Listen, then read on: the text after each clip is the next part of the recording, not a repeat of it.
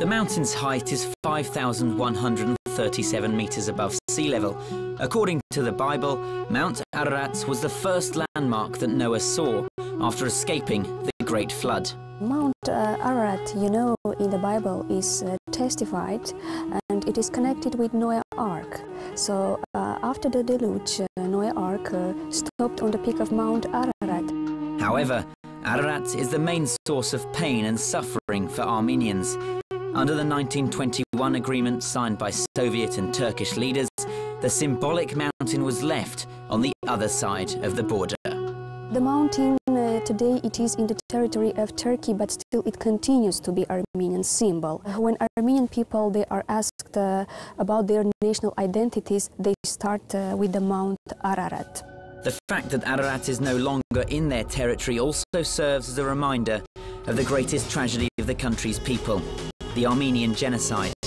Genocide is the word used in Armenia to describe the policy pursued by the Ottoman Empire towards ethnic Armenians from the late 19th century through to the 1920s. In total, between 1894 1922, between 30 years, nearly 30 years, nearly 1.5 million Armenians were killed brutally. At the same time, Turkey was the first country to officially recognize Armenia's independence in 1991. Today, Turkish society is divided over the events that led to the deaths of 1.5 million Armenians in the early 20th century. Yet Ankara refuses to officially acknowledge the fact that what happened a century ago was genocide. It's one of the hardest and thorny problems between two nations. What is the fundamental problem? The fundamental problem here is that Turkey, instead of facing its own history, tries and keeps trying to deny the very part of Turkish shameful page of its own history. Armenian genocide, rewriting history, is one of the dangerous processes in every society. Ankara supported Azerbaijan at the height of the ethnic conflict over Nagorno-Karabakh. It closed its borders to Armenians. The border between Armenia and Azerbaijan is likewise locked up. Yerevan Airport is the main gateway to Armenia. Travelers have little choice considering Yerevan's difficult relations with neighboring countries. The easiest way of getting to Yerevan is by air. You have to go by air if you want to leave Armenia. That's the only way, because this country has been blockaded throughout the post-Soviet period. Of course, Armenia has land borders with Georgia and Iran, but there is little cross-border traffic there. Therefore, going by air is still the best option. Nearly every plane is filled to capacity. It's clearly demonstrated by flights going to Russia, which is now Armenia's biggest economic partner. One of the largest Armenian diasporas is found in Moscow. Aviation is the only means of transport for Armenia. It's obvious that there is no other way out. That's why our planes are always full of passengers.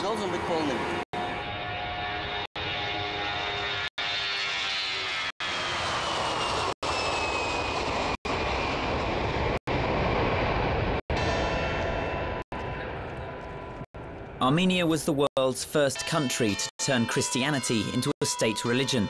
That was way back in the early 4th century AD. For more than 15 centuries, Armenians have regarded faith and church as a substitute for the state.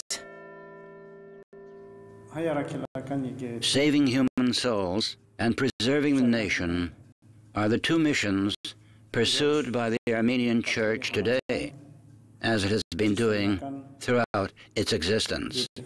We are doing our best to remedy the harm done by the genocide of Armenians and 80 years of godlessness under the Soviet regime. Fortunately, the Soviet campaign to stamp out the church had little impact in Armenia. It didn't affect the scores of ancient monasteries. Many of them are over 1,000 years old. It's now possible to reach the Totev monastery, one of Armenia's oldest, by cableway. It's the world's longest reversible ropeway. The 15-minute journey offers a magnificent view of a deep, picturesque gorge. We are in the cabin of the Totev cableway, the world's longest. It links the village of Ararats to the Totev monastery. It is 5,750 meters long, and its highest point above ground is 320 meters. When the cableway was opened in October 2010, the hope was that it would attract foreign tourists. Its design is unique in many ways. For instance, the nearly 6-kilometer-long cableway has only 3 supports. European specialists helped to build it. This is our main electric generator. It produces 533 kilowatts. Here you can see the emergency diesel generators. If the electricity fails, we will turn these on and evacuate the passengers. We have a great safety system in place. Most of the cable car passengers are people living in nearby villages who get free transport. The influx of foreign tourists is small for the time being, but the businessmen who have invested in the ambitious project believe that in a couple of years, Armenia will become a popular tourist destination. Hotels and campsites are already being built around the monastery and the cableway. We need water of different temperatures to treat gastrointestinal diseases, gastritis in particular. If the patient is suffering from high acidity of gastritis, the temperature of the mineral water we give him is between 50 and 53 degrees Celsius. In low acidity cases, it's from 30 to 35 degrees. The town of Jermuk lies in the mountains. During the Soviet years, people here already knew how to attract tourists. A spa similar to the celebrated Karlovy Vary resort has been in operation in Jermuk for decades. The composition of our water is even better than that of the water at Karlovy Vary in the Czech Republic. Our water contains more ions, cations and minerals. Local mineral water is yet another Armenian brand. It is true, though, that it's not as famous as Cognac or ancient monasteries, but residents of Jermuk hope that the water and spa resorts will be another incentive for people to visit Armenia. The Jermuk mineral water springs from the ground in this gorge. Its temperature is between 45 and 60 degrees. These salt sediments result from our mineral water. For the time being, only tourists from Russia visit the Jermuk springs. This huge bucket contains molten aluminium. It'll take several hours and a production process involving a dozen phases for the aluminium to be turned into superfine foil. This plant is one of Armenia's leading industrial enterprises. Like many others, it was inherited from the Soviet era. But like most other industrial plants, it stood idle during the first years of independence. That was a very difficult period for this nation. The plant's revival began in 2000, when it became part of a Russian holding. The plant was reopened after modernization.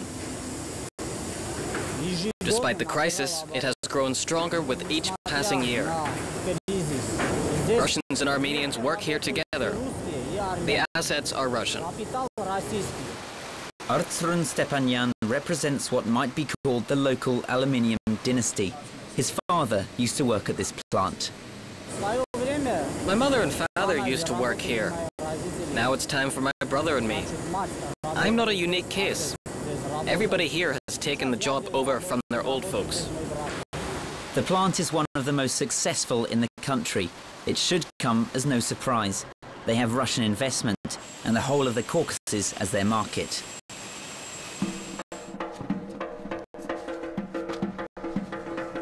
For example, the color of immortelle is yellow. We get dyes from herbs. A mixture of many dyes makes the rug look darker. It looks lighter if there are fewer dyes. The root of madder produces a very beautiful red dye. No chemicals are added, nothing but natural components. Making rugs is a family business too. The subtleties of this very old Armenian handicraft are handed down from generation to generation. Each little square means a knot. They weave row after row. Every color is here. Like the aluminium plant, this factory has a Soviet past behind it. Then automatic looms were brought in to make rugs quickly and in large quantities. Nonetheless, ancient technologies have become popular in Armenia since independence. It takes a month for a weaver to complete 1 square meter. It's a very difficult job, taking a lot of effort. For that reason, their prices are higher than those of machine-made rugs. But then having such a rug at home is seen as a sign of wealth. There are some 10 million ethnic Armenians around the world. Just over 3 million of them live in Armenia. The Armenians at home believe that the worst of their country's history is a thing of the past. In Yerevan, they like to say that nights are at their darkest just before dawn.